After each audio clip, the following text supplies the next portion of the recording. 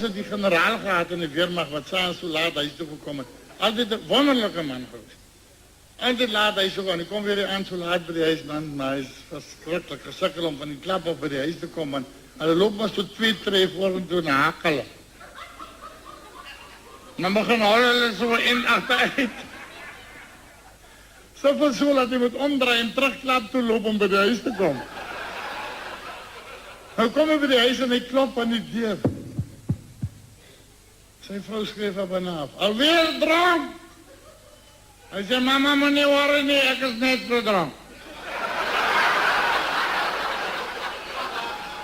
Zij zei, kom net in je huis. En hij zei, ik kan niet, ik kan wijn bij mij. Zij zei, los die wijn bij mij. Hij zei, ik kan niet, is banaan mij.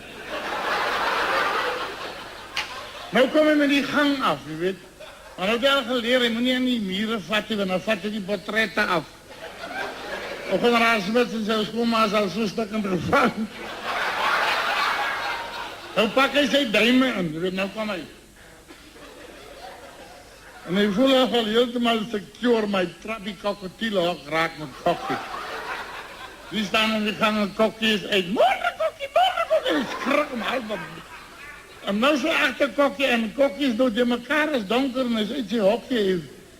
Morgen kokkie, nee, hek voor kokkie, kokkie. Maar kokkie bijt hem.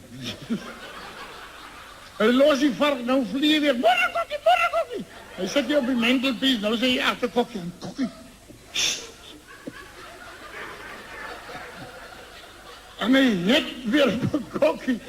En kokkie bijt hem, maar toen drukken die tanden pas uit kokkie uit. Maar kokkie zit aan die vinger en nou wil hij net kokkie zijn kop van zijn vinger afvatten. Maar die warm lichaam vat die kokkie zijn hele kop af. Staan er met kokkie in die hand en die kop in die hand. Hier gaan die lucht aan en hier komt mama General en met die kullers en die kop en die gin and tonic en die John Player en die stekkenstoukjes met die rode toonhals. En zij is van kokkie lief. Zo net zo, kokkie vat je kop.